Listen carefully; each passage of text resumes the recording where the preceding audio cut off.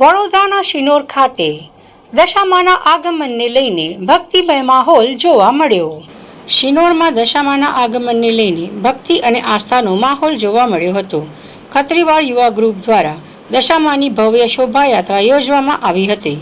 ખત્રીવાડ ખાતે આવેલા અંબાજી મંદિરેથી દશામાની મૂર્તિ સાથે શોભાયાત્રાનો પ્રારંભ કરવામાં આવ્યો।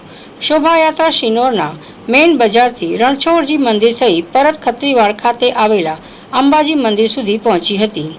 શોભાયાત્રા દરમિયાન શિનોરના માર્ગો ભક્તિમય માહોલથી ગુંજી ઉઠ્યા હતા। દશામાના આગમનને લઈને મોટી સંખ્યામાં યુવાનો અને શ્રદ્ધાળુઓ શોભાયાત્રામાં જોડાયા હતા।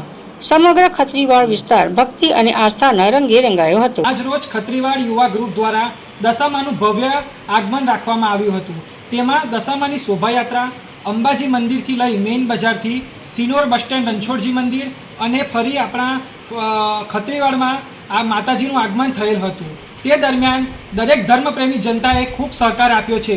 તે બદલ દરેક ધર્મપ્રેમી જનતાનો અમે ખૂબ ખૂબ આભાર માનીએ છીએ।